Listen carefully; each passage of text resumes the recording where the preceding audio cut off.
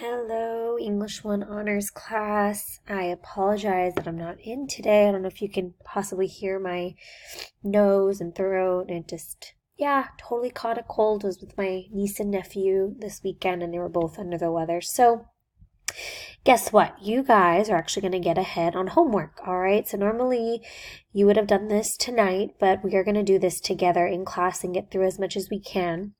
So what you're going to be doing is in a moment, Mrs. Colette is going to pause this and let you go to Unit 3 in our class page, and there's going to be a document called Chapter 1 To Kill a Mockingbird worksheet that you're going to click and you're going to make a copy of. There is going to be some instructions for you to write notes of the summary of the chapter that we're going to be going over, along with some questions as well. Don't worry, I have condensed chapter 1. If you notice, To Kill a Mockingbird is very long, and because we're going to be doing a project, I have chosen to not have you read the whole book. Obviously, you are more than welcome to read the whole chapter, all of the chapters, but the part that I'm going to be going over today is the part that's required to read. So we are skipping quite a bit of the beginning, and but before we jump in, a little bit of To Kill a Mockingbird. It was written by a female author named Harper Lee. This novel begins during the Civil Rights Movement. So African Americans at this time don't have normal rights like Caucasian people do at this time.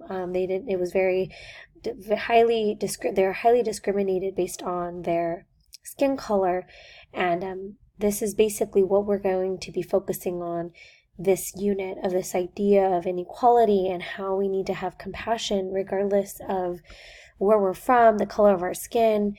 So Harper Lee is a little bit of a recluse, meaning she was very private about her life. So this is actually really interesting because this novel is actually about her life.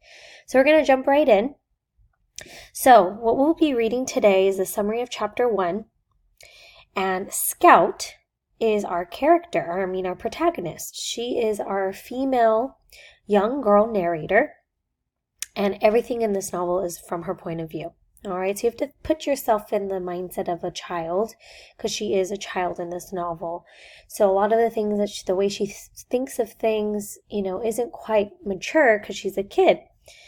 This whole novel is based on a flashback and about her brother, Jem, how he broke his arm. And the whole novel is basically retracking the steps of why and how Jem broke his arm. So the big chunk of reading we're going to be skipping is all of the beginning. It is brief, but it's very detailed introduction to the town of Maycomb, of where she lives. She lives in Maycomb, Alabama, with her brother Jem and her dad Atticus. And she kind of talks about all her family lineage, her friends, her neighbors, and we're going to skip that. Technically, if I remember correctly, you will be starting, I think, around page 22. Don't go to page 22. Make sure you find the part that have highlighted that I will show you in this PowerPoint in a moment. So please, like I said, don't skip to page 22. Just make sure it lines up with what I'm about to show you from this. I'm going to show you a video of the actual Kindle book that I have on here, so you'll know exactly where to start. But we're skipping quite a bit of the introduction. We're also going to skip a little bit of Dill, of this neighbor that, and he is a kid who gets introduced, and he becomes a very close friend to Scout and Jem. So the part we're actually going to start reading together is the part about Boo Radley. And his story is actually very spooky, very scary. And it's interesting because I know, ended Halloween a few days ago. And I know we're going into November. But this particular character has a presence that roams throughout the entirety of the book. He makes it very interesting. And I think you'll enjoy his character. Just because there's a lot of urban legends around him as a person. And basically, Boo Radley is a neighbor of a Scout and Jem, and he is never seen. He is a character that we will find. There's a lot of like I said, an urban legend that he comes out at night and eats squirrels and eats random cats and dogs. And he's, a very, very creepy, scary neighbor that the kids obviously are kind of conjuring up based on their imagination. But Dill tries to dare Jem to touch Boo's house, because remember, Boo is a neighbor. And Jem does go through with the dare, and then something stirs in the Radleys' home. So this is what we'll be reading today. So I'm going to move to the book. So, like I said, I'm going to kind of scoot through. You'll notice we are skipping quite a bit. We're going to actually start at the paragraph that says, according to neighborhood legend. So, for the sake of this video, I can only record 15 minutes. I am going to be reading the pink, and you are going to be reading the blue at home, okay? So we are going to skip quite a bit of the blue. That means you are going to be doing a lot of the reading at home, but look at them as all the pink, though. You have to realize we are reading a lot together. So I'm going to read and read along. Follow the notes. I do say a lot of commentary, so you should be writing those notes down under the part that says YouTube video. And then there's going to be some questions at the end that's going to help you with the quiz that we will be having as well at the end of the week. So let's pick up. According to neighborhood legend, when the younger Radley boy, Radley, by the way, is Boo Radley's last name, okay, Radley, was in his teens, and this a little bit more context. This is the history of Boo. So that's all I need you to think about while we read this. Younger Radley boy was in his teens. He became acquainted with some of the Cunninghams from Old Sarum, an enormous and confusing tribe domiciled in the northern part of the county, and they formed the nearest thing to a gang ever seen in Maycomb. So Boo Radley, when he was younger, got acquainted with the gang. Obviously, it's not to the extent of what you think today. It's kind of like kids that get kind of into trouble. And you're actually going to read a little bit of what they did in the blue, but we're going to skip that. So this is how Boo gets in trouble. One night, in an excessive spurt of high spirits, the boys backed around the square in a borrowed flivver is a car, resisted arrest by Maycomb's ancient beadle, Mr. Connor, and locked him in the courthouse outhouse, meaning a policeman tried to stop them, but instead they locked up the policeman, Mr. Connor. Obviously, we all know never, ever we should, try to, question an authority of a police officer. But they not only did they do that, but they locked up a police officer. So you can imagine how much in trouble they're going to be getting into. The town decided something had to be done. Mr. Connor said he knew who each and every one of them was, and he was bound and determined they wouldn't get away with it. So the boys came before the probate judge on charges of disorderly conduct, disturbing the peace, assault and battery, and using abusive and profane language in the presence and hearing of a female. The judge asked Mr. Connor why he included the last charge. Mr. Connor said they cussed so loud he was very sure every lady in Maycomb heard them.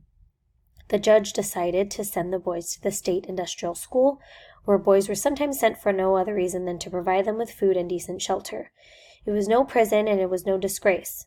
Mr. Radley, this is Boo's dad, thought it was. If the judge released Arthur, which in To Kill a Mockingbird, guys, they kind of interchange between their real names and their, nicknames. Arthur is Boo. Boo is Arthur. So just keep that in mind as we read. So released Arthur / Boo, Mr. Radley would see to it that Arthur gave no further trouble. Knowing that Mr. Radley's word was his bond, the judge was glad to do so. So what happened? So basically, Mr. Connor wants to, send all these boys, including Boo Radley, to a school far away. Mr. Radley thought that was a disgrace. He didn't want his son to be sent away. So he said, you know what, Judge, I will take care of him. He won't make any further trouble. So that is what happened. You are going to read the blue on your own. So we're going to find out a little bit more about Boo. So Jem, this is Scout's brother, received most of his information from Miss Stephanie Crawford, a neighborhood scold who said she knew the whole thing, meaning about Boo. According to Miss Stephanie, and this is where it gets a little creepy, Boo was sitting in the living room, cutting some items from the Maycomb Tribune. This is after he got caught from law enforcement and he had to stay under his dad's, authority, and he was in trouble. To paste in a scrapbook, his father entered the room. As Mr. Radley passed by, Boo drove the scissors into his parents' leg, pulled them out, wiped them on his pants, and resumed his activities. Guys, I don't know if you caught this. I know it's early, it's a noon dismissal. Boo drove scissors into his dad's leg, guys, for crying out loud. He pulls them out and just wipes them on his pants and continues cutting. Psychopathic, kind of scary if you don't, if you think about it. Mrs. Radley, which is his mom, ran screaming into the street that Arthur was killing them all. But when the sheriff arrived, he found Boo still sitting in the living room, cutting up the Tribune. He was 33 years old then. We're going to skip. The sheriff hadn't the heart to put him in jail alongside. Okay, so when we come across this word, guys, for the sake of being politically correct, we're going to just say the N word. We're not going to actually say this word. This was written in a time where, like I said, Harper Lee was writing about her life, and this word was interchangeable. We're not going to be saying this word at all. So there shouldn't be laughing. We are going to use the word N word instead of the actual word. The sheriff hadn't the heart. The sheriff hadn't had the heart to put him in jail alongside N-word. So Boo was locked in the courthouse basement. Boo's transition from the basement to back home was nebulous in Jem's memory. Miss Stephanie Crawford said some of the town council told Mr. Radley that if he didn't take Boo back, Boo would die of mold from the damp. Besides, Boo could not live forever on the bounty of the county. Nobody knew what form of intimidation Mr. Radley employed to keep Boo out of sight, but Jem figured that Mr. Radley kept him chained to the bed most of the time. So, you are going to continue to read a little bit more about Boo, a little bit more about Mr. Radley. We are going to skip down to this part, when Mr. Radley passes away. So, my time is almost up. I only have 3 more minutes until the video stops recording. But basically, guys, you're going to be reading that Mr. Radley does pass away, but who comes next is Boo's brother. He comes in to continue to help watching, Boo. You are going to read as well, because we don't have time to read this, so you will have to read this pink part, is a little bit of when Mrs. Stephanie Crawford sees Boo. Said his head was like a skull looking at her. How creepy is that? Miss Stephanie Crawford really believes that she saw Boo staring at her through a window. Can't imagine that. I think that's everyone's worst nightmare, right? When you're like in bed and you think, oh man, somebody's watching. Well, that's what Miss Stephanie kind of goes through. This is something I think I would like to read in front of you guys. Jem gave a reasonable description of Boo. Boo was about 6.5 feet tall. Super tall, guys. That's like as tall as Mr. Schmidt, probably even taller. Judging from his tracks, he dined on raw squirrels and any cats he could catch. That's why his hands were blood-stained. If you ate an animal raw, you could never wash the blood off. There was a long, jagged scar that ran across his face.